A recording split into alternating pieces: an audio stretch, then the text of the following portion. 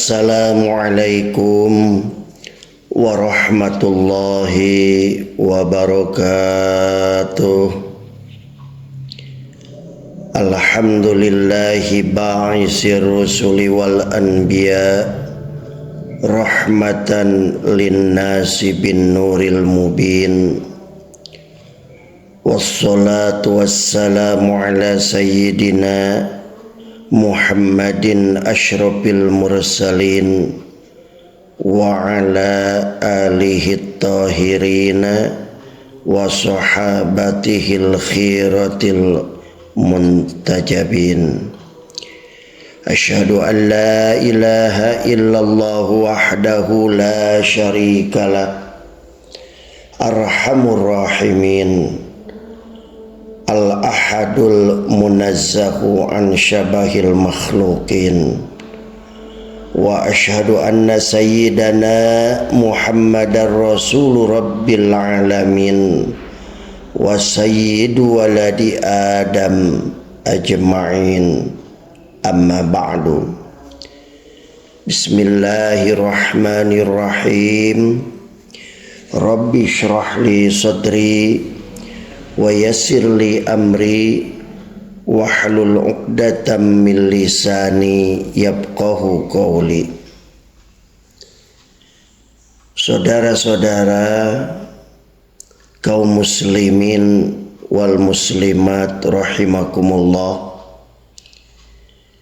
Ibnu Asakir menyebutkan dari Masruq bahwa Tamim Ad-Dari radhiyallahu an suatu malam sholat dengan membaca dan mengulang-ulang ayat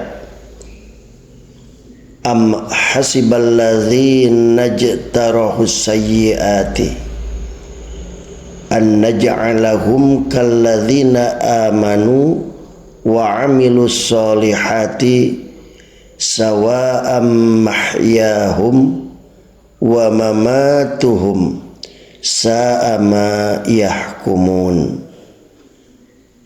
Apakah orang-orang yang membuat kejahatan itu menyangka bahwa kami akan menjadikan mereka seperti orang-orang yang beriman dan mengerjakan amal yang soleh, yaitu sama antara kehidupan dan kematian mereka. Al-Quran Surat Al-Jasiyah ayat 21. Beliau melakukannya dari tengah malam hingga menjelang subuh sembari menangis karena penghayatannya terhadap ayat ini. Betapa peka hati beliau, semacam ada kekhawatiran bahwa perbuatan baik dan amal solehnya belum mencapai level sebagai orang baik. Ada rasa takut bahwa kekhilafannya saat terjerumus pada suatu dosa atau sisi kekurangannya dalam menjalankan kewajiban menjatuhkannya pada kriteria sebagai pendosa. Begitulah para sholihin, amalnya maksimal, rasa takutnya memuncak. Sahabat Abdullah bin Mas'ud radhiyallahu anhu mengatakan, orang mukmin itu melihat dosa yang pernah dilakukannya seperti duduk di kaki gunung hingga takut akan reruntuhan bebatuannya. Adapun orang yang kafir memandang dosa yang telah diperbuatannya seperti lalat yang hinggap di hidungnya, cukup dengan mengibaskan kepalanya maka lalat itu akan enyah dari dirinya. Saudara-saudara, seorang mukmin menganggap besar urusan dosa dan tidak menyepelekannya, maka ia akan berusaha meninggalkan dosa, menjauhinya, bertaubat, dan merengek-rengek kepada Allah Subhanahu wa taala agar mengampuni dan memaafkannya. Adapun karakter pendosa sebaliknya, berapa banyak orang yang dengan gampang melakukan dosa lalu mengira secara otomatis Allah Subhanahu wa taala akan mengampuninya. Betapa banyak pula orang yang malas dalam melakukan ketaatan dan menelantarkannya, lalu secara sepihak mengklaim bahwa Allah memaklumi kemasalahannya.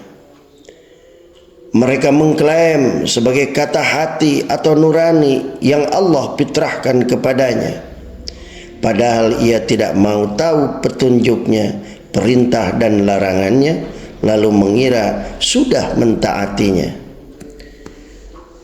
Dengan dalih itu, ia menyangka bahwa Allah Subhanahu wa taala akan membalas sama antara mereka dengan orang-orang yang benar-benar takut berbuat dosa dan benar-benar taat dalam menjalankan perintah Allah. Maka tentang klaim yang seperti ini, Allah menyanggahnya di dalam Al-Quran. Amat buruklah apa yang mereka sangka itu. Dalam Al-Quran surat Al-Jasiyat ayat 21. Ibnu Katsir menjelaskan dalam tafsirnya, alangkah buruknya dugaan mereka terhadap kami, padahal mustahil kami menyamakan di antara orang-orang yang bertakwa dengan para pendosa, baik dalam kehidupan di negeri akhirat nanti dan juga dalam kehidupan di dunia ini. Ibnu Katsir rahimahullah menyebutkan satu riwayat yang menyebutkan bahwa Nabi SAW bersabda, kama annahu la yujtana minasyauqil inab, kadzalika la yanalul fujjar manazilal abrar. Bagaimana tidak dapat dipetik dari pohon yang berduri buah anggur, demikian pula halnya orang yang durhaka. Mereka tidak akan memperoleh kedudukan orang-orang yang bertakwa. Hanya hadis ini gharib bila ditinjau dari segi jalurnya, akan tetapi Muhammad ibnu Ishaq menyebutkan di dalam kitab sirahnya bahwa ada temuan sebuah prasasti yang ada di Mekah, tepatnya di pondasi Ka'bah, tertulis padanya, kamu berbuat keburukan lalu berharap hasil yang baik, perihalnya seperti orang yang memetik buah anggur dari pohon yang berduri, yaitu mustahil mendapatkannya karena pohon yang berduri tidak dapat membuahkan anggur. Saudara-saudara kaum muslimin wal muslimat rahimakumullah, balasan baik hanya diterima oleh orang yang usahanya baik. Begitupun dengan hasil yang buruk tidak disandang kecuali oleh orang yang berlaku buruk. Sebagaimana amal keduanya berbeda saat di dunia, maka beda pula hasilnya kelak pada hari kiamat. Kerugian dan siksa neraka adalah buah yang akan dipanen para pendosa, sedangkan keberuntungan dan kenikmatan adalah buah yang Allah anugerahkan kepada orang-orang baik dan bertakwa. Allah Subhanahu wa taala berfirman, la yastawi ashabun nari wa ashabul jannati, ashabul jannati humul faizun. Tiada sama penghuni-penghuni neraka dan penghuni-penghuni surga. Penghuni-penghuni surga itulah orang-orang yang beruntung. Al-Quran surat Al-Hasyr ayat 20. Saudara, maka perlu dipahami betul indikator atau pembeda antara orang baik dan orang fajir. Ada yang menjelaskan dari sahabat mulia Abu Dzar Al-Ghifari yang layak kita jadikan cermin untuk diri. Adakah kita masuk dalam kategori orang baik atau malah sebaliknya? Al-Hafidz Abu Ya'la meriwayatkan dari sahabat Abu Dzar radhiyallahu anhu bahwa beliau berkata, Allah membangun agamanya di atas 4 pilar. Maka barang siapa yang berpaling darinya dan tidak mengamalkannya, maka ia akan menghadap Allah dalam keadaan sebagai seseorang yang fasik atau pendosa. Ketika beliau ditanya, apa saja keempat pilar itu, wahai Abu Dzar?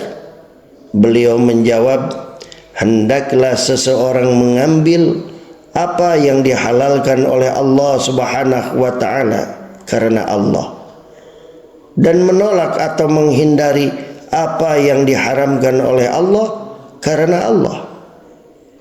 Ia juga mengerjakan perintah Allah karena Allah dan menjauhi larangan Allah karena Allah Subhanahu wa ta'ala. Saudara-saudara kaum muslimin wal muslimat rahimakumullah, demikianlah pembahasan pada hari ini. Semoga bermanfaat. Mohon maaf dari segala kesalahan. Wal afu minkum. Wallahul muwafiq ila aqwamit thariq. Wassalamualaikum warahmatullahi wabarakatuh.